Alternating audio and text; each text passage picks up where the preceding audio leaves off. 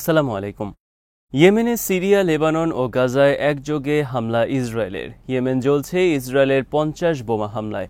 গাজাকে ইসরায়েলের অংশে পরিণত করার পরিকল্পনা বাস্তবায়ন শুরু, সম্পূর্ণ নীরব আরব নেতারা।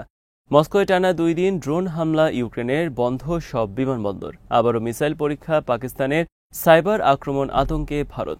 বিডিভিউজ ইনফোটেনমেন্টে স্বাগত জানাচ্ছি, আমি তাসনিম হোসাইন। আজ জানাবো প্রতিরক্ষা সংক্রান্ত গুরুত্বপূর্ণ কিছু খবর। ইসরায়েল আর্মি সোমবার একযোগে হামলা চালিয়েছে ইয়েমেন, সিরিয়া, লেবানন ও গাজায়। সোমবার সন্ধ্যার পর ইসরায়েলের ২০টি যুদ্ধবিমান অংশ নেয় ইয়েমেনের বিরুদ্ধে হামলায়। ইয়েমেনের হোদেইদা বন্দর, রাজধানী সানা সহ গুরুত্বপূর্ণ বিভিন্ন এলাকায় কমপক্ষে ৫০টি বোমা হামলা চালিয়েছে ইসরায়েল। ইসরায়েল আর্মির দাবি, হুথি আর্মির গুরুত্বপূর্ণ অস্ত্র গুদাম, মিসাইল কেন্দ্র এবং সামরিক স্থাপনা ধ্বংস করা হয়েছে হামলা চালিয়ে। রোববার ইসরায়েলের প্রধান বিমানবন্দর বেন গুরিয়নে হুথি আর্মির হাইপারসনিক মিসাইল হামলার জবাবে ইসরায়েল ইয়েমেনে এই হামলা চালিয়েছে বলে জানায় ইসরায়েল আর্মি। সোমবার সন্ধ্যায় ইয়েমেনে হামলায় ইসরায়েলকে সহযোগিতা করেছে যুক্তরাষ্ট্র। ২০২৩ সালে যুদ্ধ শুরুর পর সোমবারের হামলা ছিল ইয়েমেনে ইসরায়েলের ৬ষ্ঠ দফা আক্রমণ। অপরদিকে ইয়েমেন, সিরিয়া, লেবানন ও গাজায় একদিনে একযোগে হামলার ঘটনা ছিল প্রথম। ইসরায়েল আর্মি বলছে, লেবাননের দক্ষিণে বেকা ভ্যালিতে হিজবুল্লাহ অস্ত্র গুদাম ও সামরিক স্থাপনা লক্ষ্য করে হামলা চালানো হয়েছে। সোমবার ইয়েমেনে হামলার বিস্তারিত ক্ষয়ক্ষতির বিবরণ এখনও সামনে আসেনি। তবে হোদেইদা বন্দরে হামলার ফলে সৃষ্ট অগ্নিকাণ্ডের ভিডিও প্রকাশ করেছে টাইমস অফ ইসরায়েল সহ বিভিন্ন গণমাধ্যম। গাজাকে ইসরায়েলের অংশে পরিণত করার নতুন পরিকল্পনা পাশ করেছে ইসরায়েলের মন্ত্রিসভা। রোববার পাশ করা এই পরিকল্পনা নিয়ে গোটা পশ্চিমা বিশ্বে ব্যাপক আলোচনা চললেও সম্পূর্ণ নীরব আরব শাসকরা। আর রোববার পাশ করা পরিকল্পনা অনুসারে গাজার সমগ্র উত্তর ও মধ্য এলাকা দখলে নেবে ইসরায়েল। এরপর সমগ্র গাজার ২১ লাখ ফিলিস্তিনিদের তাড়িয়ে নেওয়া হবে দক্ষিণ গাজায়। তাদের সেখানে আবদ্ধ করা হবে উদ্বাস্তু শিবিরে। এরপর উত্তর ও মধ্য গাজার সর্বত্র স্থায়ীভাবে মোতায়েন করা হবে ইসরায়েলি সেনা। এই পরিকল্পনা বাস্তবায়নের লক্ষ্যে নতুন করে ইসরায়েল আর্মিতে তলব করা হবে ১ লাখ রিজার্ভ সেনা। নতুন এই পরিকল্পনার বিষয়ে সোমবার এক ভিডিও বার্তা প্রকাশ করেছেন নেতানিয়াহু। ভিডিও বার্তায় তিনি বলেন, আমরা ফিরে আসার জন্য সেখানে যাচ্ছি না। গাজার সর্বত্র মোতায়েন থাকবে আমাদের সেনা। হামাসকে সম্পূর্ণরূপে ধ্বংস করে আমাদের সব জিম্মিকে আমরা মুক্ত করব। হামাসের সাথে আর কোনো চুক্তি হবে না। চুক্তি হলেও আমরা আমাদের এই লক্ষ্য থেকে আর ফিরে আসব না। ইসরায়েলের উগ্রপন্থী অর্থমন্ত্রী বেজালেল স্মোট্রিচ সোমবার বলেছেন, নতুন এই পরিকল্পনার উদ্দেশ্য হল গাজাকে একদিন ইসরায়েলের অংশে পরিণত করা হবে।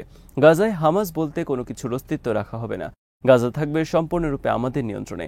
হামাসের সাথে যুদ্ধবিরতি বাতিলের পর থেকে গত ২ মাসেরও বেশি সময় ধরে গাজাকে সম্পূর্ণরূপে অবরোধ করে রেখেছে ইসরায়েল। সেখানে জাতিসংঘ সহ সমস্ত আন্তর্জাতিক সংস্থার ত্রাণ কার্যক্রম নিষিদ্ধ করেছে নেতানিয়াহু সরকার। এই অবস্থায় প্রতিদিন ইসরায়েল বিমান হামলা চালিয়ে হত্যা করছে ফিলিস্তিনিদের। সোমবারও ইসরায়েলের হামলায় নিহত হয়েছে কমপক্ষে ৫৪ জন ফিলিস্তিনি। সম্প্রতি যুক্তরাষ্ট্রের প্রেসিডেন্ট ডোনাল্ড ট্রাম্প গাজা থেকে সমস্ত ফিলিস্তিনিদের অন্যত্র সরিয়ে নিয়ে সেখানে বিনোদন কেন্দ্র স্থাপনের পরিকল্পনা প্রকাশ করার পর প্রায় সমগ্র আরব শাসকরা একযোগে প্রতিবাদ করেন। এর ফলে থেমে যায় এই পরিকল্পনা। বর্তমানে ইসরায়েল ভিন্নভাবে সেই একই পরিকল্পনা বাস্তবায়ন করতে যাচ্ছে। তবে ট্রাম্পের পরিকল্পনা ছিল গাজা থেকে ফিলিস্তিনিদের তৃতীয় কোনো দেশে নিয়ে যাওয়া। আর ইসরায়েলের পরিকল্পনা রয়েছে গাজার সব ফিলিস্তিনিদের গাজার দক্ষিণে একত্র করে উদ্বাস্তু শিবিরে আবদ্ধ করা। কিন্তু এ বিষয়ে কোনো আরব শাসকের পক্ষ থেকেও একটি শব্দ উচ্চারণ করা হয়নি। রমজান মাসের শুরু থেকে গাজাকে অবরোধ করে প্রতিদিন অর্ধশতাধিক ফিলিস্তিনি বিমান হামলা চালিয়ে হত্যা করলেও ইসরায়েলের বিরুদ্ধে কোনো প্রতিবাদ নেই আরবদের পক্ষ থেকে। তাদের এই নিরাপত্তাকে সমর্থন হিসেবে ধরে নিয়ে ইসরায়েল চালিয়ে যাচ্ছে নৃশংস গণহত্যা। এই অবস্থায় যুক্তরাষ্ট্রের প্রেসিডেন্ট ডোনাল্ড ট্রাম্প আগামী ১৩ এবং ১৪ মে সৌদি আরব, কাতার এবং সংযুক্ত আরব আমিরাত সফরে আসছেন। তার সফরের মূল উদ্দেশ্য হল যুক্তরাষ্ট্রে আরবদের বিনিয়োগ নিয়ে আসা এবং ইতোমধ্যে ডোনাল্ড ট্রাম্প ক্ষমতায় বসার সাথে সাথে সৌদি যুবরাজ বিন সালমান যুক্তরাষ্ট্রে $৬০০ বিলিয়ন বিনিয়োগের ঘোষণা দিয়েছেন ট্রাম্পকে খুশি করতে। রবি ও সোমবার টানা ২ দিন রাশিয়ার ড্রোন হামলা চালিয়েছে ইউক্রেন। সোমবার ড্রোন হামলার ফলে সাময়িকভাবে বন্ধ রাখা হয় মস্কোর সবকটি এয়ারপোর্ট। মস্কোর পক্ষ থেকে বলা হয়েছে, সোমবার তারা মস্কোর দিকে আসা ইউক্রেনের ১৯টি ড্রোন আকাশে প্রতিহত করেছে। কুরস্কি ইউক্রেনের ড্রোন হামলায় নিহত হয়েছে কমপক্ষে ৩ রাশিয়ান। অপরদিকে রাশিয়ার দাগেস্তানে সোমবার বন্দুকধারীদের হামলায় নিহত হয়েছে কমপক্ষে ২ পুলিশ কর্মকর্তা। সোমবার বিবিসির এক খবরে বলা হয়েছে, ২০২৪ সালে ইউক্রেনের বিরুদ্ধে যুদ্ধে নিহত হয়েছে রাশিয়ার কমপক্ষে ৪৫,০০০ সেনা। এর আগে বছর নিহতের সংখ্যা ছিল ৩৭,০০০। যুদ্ধ শুরুর পর থেকে মোট নিহত রাশিয়ান সেনার সংখ্যা ১,০৬,০০০-এর বেশি।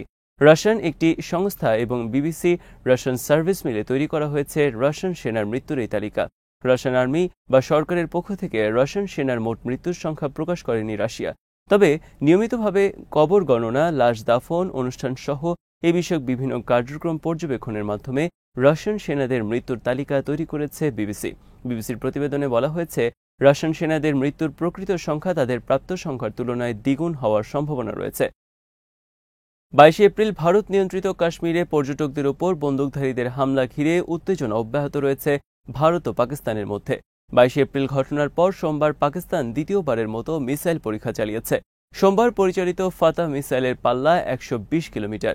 পাকিস্তান আর্মির বিবৃতিতে বলা হয়েছে, ভারতের বিরুদ্ধে যে কোনো ধরনের যুদ্ধের প্রস্তুতি হিসেবে চালানো হয়েছে এই মিসাইল পরীক্ষা।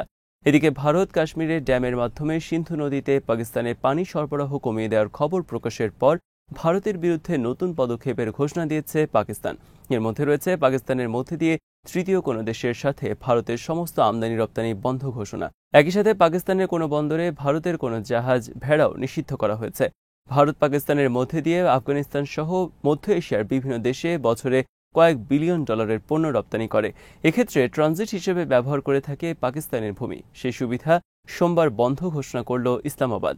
আল জাজিরার খবরে বলা হয়েছে, খাতা কলমে ভারত পাকিস্তান বাৎসরিক আমদানি রপ্তানির পরিমাণ 1 বিলিয়ন ডলারের একটু বেশি দেখানো হলেও বাস্তবে দুই দেশের মধ্যে বছরে 10 বিলিয়ন ডলারের পণ্য কেনাবেচা চলে। 22 এপ্রিলের ঘটনার পর বন্ধ রয়েছে দুই দেশের এই বাণিজ্য। এতে বেশি ক্ষতির মুখে পড়েছে ভারত, কারণ ভারত পাকিস্তান থেকে আমদানির তুলনায় অধিক পণ্য রপ্তানি করত। উগ্র হিন্দুদের খুশি করতে মোদী সরকার পাকিস্তান থেকে সরকারিভাবে পণ্য আমদানির পরিমাণ উল্লেখযোগ্য পরিমাণ কমিয়ে আনে। সরকারি হিসেবে পাকিস্তান থেকে 2024 সালে পণ্য আমদানির পরিমাণ ছিল প্রায় শূন্য। অপরদিকে সরকারি হিসেবে 2024 সালে ভারত পাকিস্তানে 1 বিলিয়ন ডলারের বেশি পণ্য রপ্তানি করেছে। এদিকে ভারতের আর্মি সহ গুরুত্বপূর্ণ বিভিন্ন রাষ্ট্রীয় প্রতিষ্ঠানে ছড়িয়ে পড়েছে পাকিস্তানি হ্যাকার আতঙ্ক। সোমবার পশ্চিমবঙ্গের আনন্দবাজার পত্রিকা খবর প্রকাশ করেছে। এতে বলা হয়েছে, গুরুত্বপূর্ণ দুটি সেনা প্রতিষ্ঠানের সংবেদনশীল তথ্য হাতিয়ে নেওয়ার দাবি করেছে পাকিস্তান সাইবার ফোর্স নামক একটি হ্যাকার গ্রুপ। প্রতিরক্ষা মন্ত্রণালয়ের অধীনে সরকারি আরও গুরুত্বপূর্ণ কয়েকটি প্রতিষ্ঠানে পাকিস্তানের হ্যাকারদের আক্রমণের চেষ্টা হয়েছে।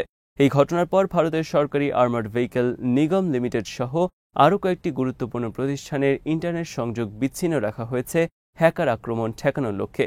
ইন্টারনেট অফ খিলাফাহ নামে আরেকটি হ্যাকার গ্রুপের 4টি আক্রমণ শনাক্ত করেছে ভারত। প্রতিবার তারা ভারতীয় আর্মির বিভিন্ন ওয়েবসাইট অচল করার চেষ্টা করেছে। আজ এখানেই শেষ করছি। সমরাস্ত্র, প্রতিরক্ষা ও কূটনীতির নানা তথ্য জানতে চোখ রাখুন বিডিভিউজ ইনফোটেইনমেন্টে। চ্যানেলটি ভালো লাগলে সাবস্ক্রাইব করুন, সংযুক্ত থাকুন আমাদের ফেসবুক পেজে। আল্লাহ হাফেজ।